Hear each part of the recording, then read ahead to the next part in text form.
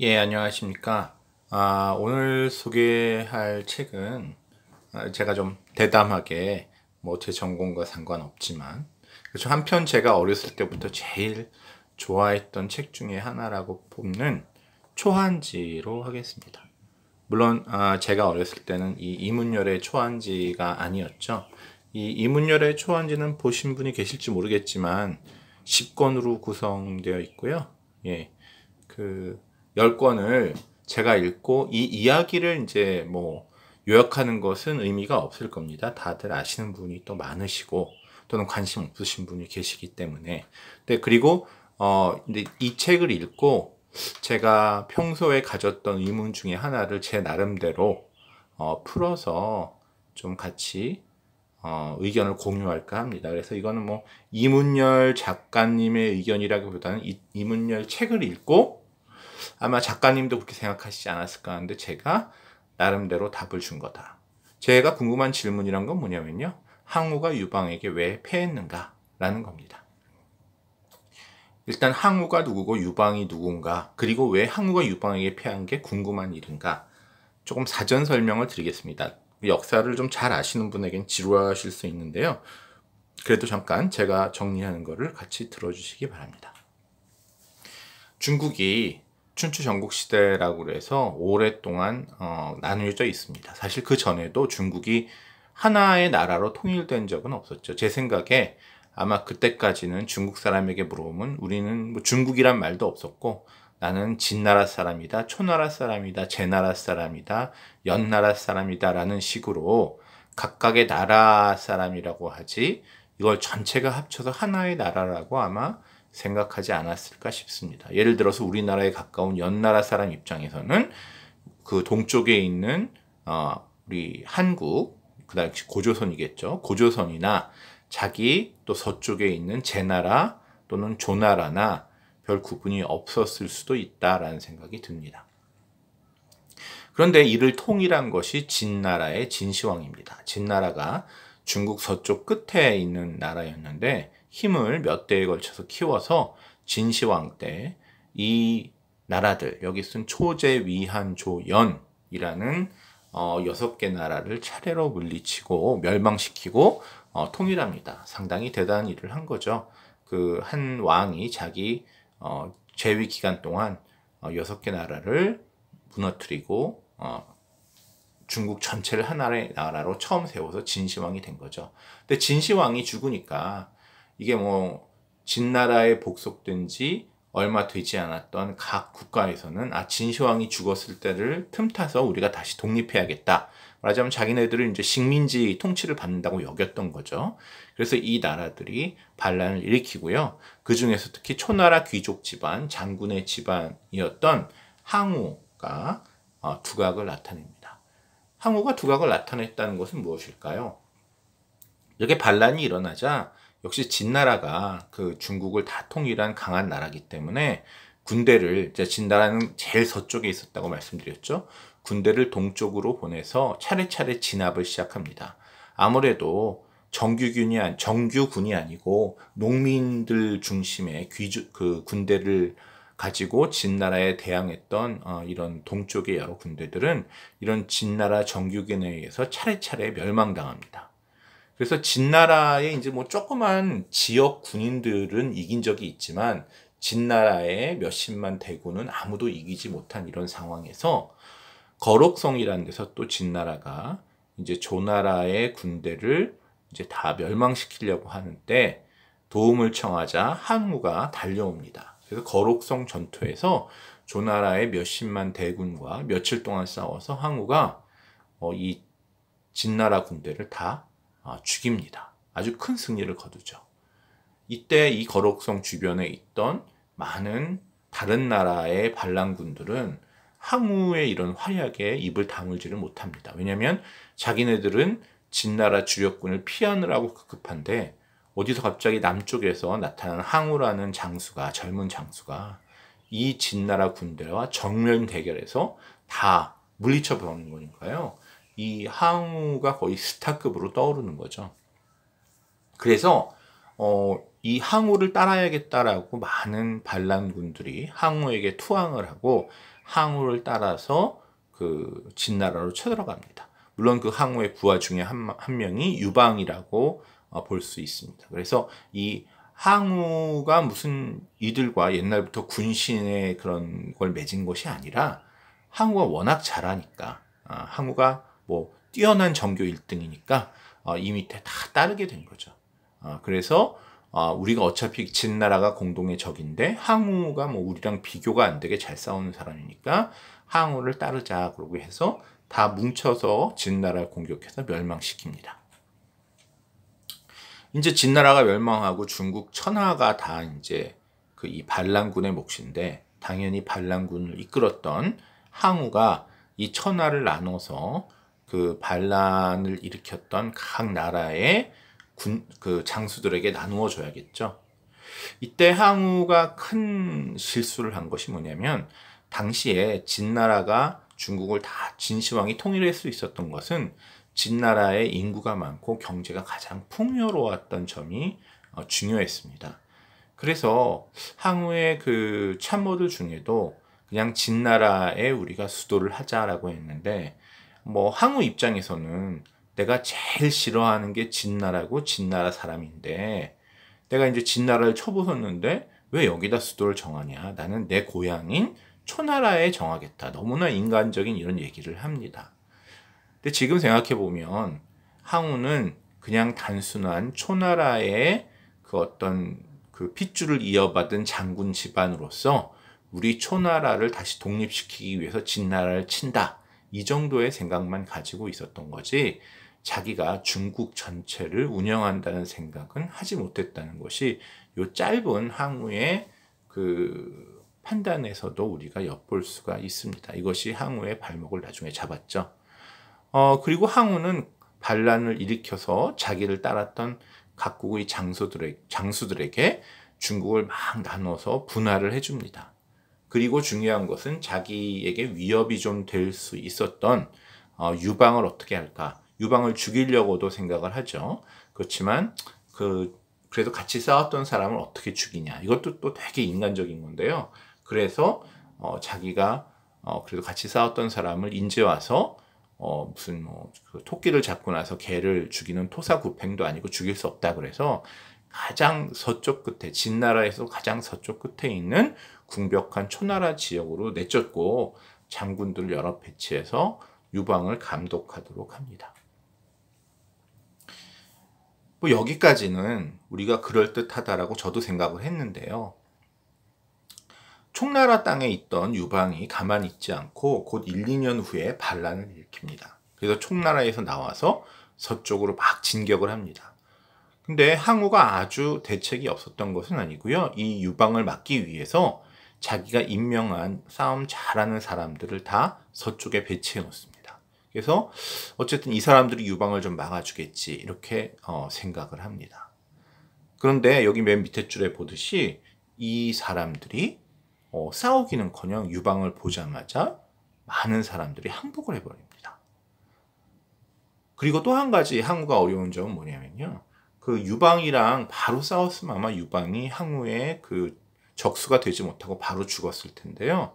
항우가 이 서쪽에서 오는 유방을 유방을 벌하려고 싸움을 하려고 할 때 자기 등 뒤라고 할 수 있는 동쪽 끝에 있는 제나라 또는 양나라 등에서 반란이 일어납니다. 그래서 항우가 이걸 어떡하지 하다가 그래 일단 동쪽에서 일어난 반란을 먼저 진압하고 나중에 유방을 막자. 그동안 내 부하들이 유방을 막아주고 있을 거다라고 생각했는데 또 이 부하들이 유방에게 바로 투항하고 항복하고 난 이제 네 밑에서 항우랑 싸우겠다 이렇게 된 거죠. 저는 항상 왜 이런 일이 벌어졌는지가 궁금했는데요. 다시 이 책을 읽고 좀 나름 답을 찾았습니다.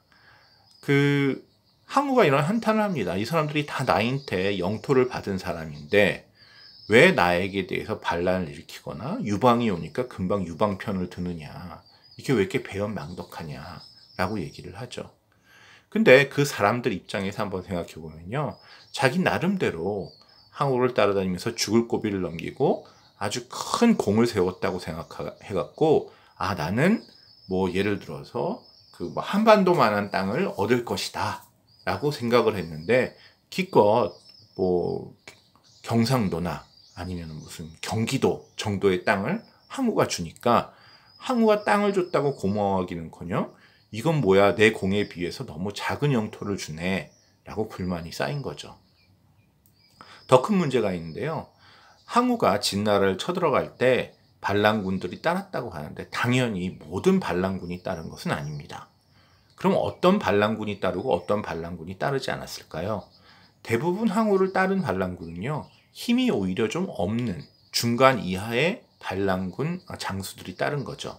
왜냐하면 예를 들어서 제나라의 최강자, 제나라는 이제 초나라만큼 큰 나라인데 전영이라는 장군은 아니 항우가 좀 싸움을 잘하지만 내가 왜 그 항우의 그 부하가 되느냐? 뭐 영화 보면 내가 네 시다발이냐? 이제 이런 얘기를 하죠. 네가 좀 잘 싸운다고 해서 나는 네 부하가 될 생각까지는 없다. 그냥 네가 우리 어려웠을 때 좀 도와주고 진나라를 물리치고 이런 거는 잘하긴 하는데 그렇다고 내가 왜 대뜸 너한테 밑에 가서 부하로 삼아 주십시오 라고 얘기할 필요가 없다라고 안 싸웁니다. 하지만 이제 이 제나라에서 좀 힘이 없었던 전도라는 이런 또 왕족은 항우를 따라다니면서 큰 공을 세운 거죠. 항우는 나중에 어떻게 되겠습니까? 이 전영은 괘씸한 놈이네. 얘는 나를 도와주지 않았고 이 전도 아주 기특하는 나를 도와줬다고 해서 전도를 제나라의 왕으로 삼죠. 문제는 지금 전도가 항우를 따라다녔지만 제나라에 돌아가 보면 제나라 사람들은 전도를 잘 모릅니다. 오로지 전영이 참 사람이 괜찮다 이렇게 얘기하는 거죠. 그러니까 중국 전체를 먹었다고 해서 항우가 이 제나라에서 자기가 사람을 하나 박으면 제나라 사람들이 우르르 전도를 따를 것이다 라고 생각한 것은 큰 착각이었다는 거죠. 어떻게 됐겠습니까? 당연히 전영이 네가 무슨 왕이냐 그러고 전도를 바로 공격합니다. 제나라에서는 전영이 세니까 전도는 항우의 임명장 하나 들고 왔다가 대뜸 전영한테 져서 막 항우한테 도망가 버리는 거죠. 이렇게 항우한테 그 영토를 못 받은 사람은 영토를 못 받아서 불만 있고 영토를 받은 사람 중에도 많은 사람은 자기 공보다 훨씬 덜 받았다고 해서 불만이 많았던 것입니다. 또 하나 이제 이 대목에서 이제 우리가 생각해야 되는 거는 이 각 지역의 제나라, 초나라, 양나라, 위나라, 조나라 이 반란군의 수장들이 항우랑 싸워서 진 건 아니었거든요. 왜냐하면 이 사람들이 진나라랑 싸우고 있는데 항우가 도와준 것이죠. 그래서 처음에는 이제 항우가 세니까 쫓아다녔는데 항우가 이래라 저래라 하니까 아니 우리가 그 전쟁터에서 동지지 내가 너한테 그렇게 부하냐 이제 이런 생각도 드는 거죠. 그래서 이게 되게 유치한 거지만 어떤 사람을 복속하려면 직접 그 사람과 한판을 붙어서 아주 꼼짝도 못하게 이기는 것이 중요한데 어떻게 보면 진나라를 통일함에 있어 항우는 그런 과정을 거치지 못했기 때문에 이 각 지방의 항우가 봉한 왕들이 항우에게 고분고분하게 말을 듣지 않았던 겁니다. 그래서 또 이 사람들이 항우가 이래라 저래라 하니까 아니 내가 항우가 우리 제나라를 또는 양나라를 독립시켜준다고 해서 해방군으로 내가 좋아한 거지. 아니 이제 다 진나라가 멸망하고 싸움이 망했는데 이 양나라는 내가 알아서 하는데 왜 초나라 사람인 항우가 이래라 저래라 하는가. 즉 아직도 이 사람들이 원래 자기가 양나라, 조나라, 위나라 사람이었는데 진나라에 의해서 패해서 식민지가 됐던 거를 항우가 도와줘서 이겼을 뿐이지 다시 항우가 이런 식으로 얘기하면 이게 무슨 진시황이 이제 이름만 항우로 바꾼 것이 아닌가 아마 이런 생각을 했을 겁니다. 즉 아직 이 사람들이 자기 각 지역의 사람이라는 생각을 했지 자신이 중국 사람이라는 생각을 하지 못했다는 거죠. 이제 우리가 예를 보면요, 그 미국의 남북 전쟁도 그 당시 왜 남북 전쟁을 치렀냐? 자꾸만 워싱턴에서 이래라 저래라 하니까 버지니아 사람이 아니 나는 버지니아 사람인데 왜 워싱턴 보스턴에 있는 인간들이 나에게 이래라 저래라 하느냐. 즉 나는 미국 사람이기 이전에 버지니아 사람이고 테네시 사람이다 라는 얘기를 한 거죠.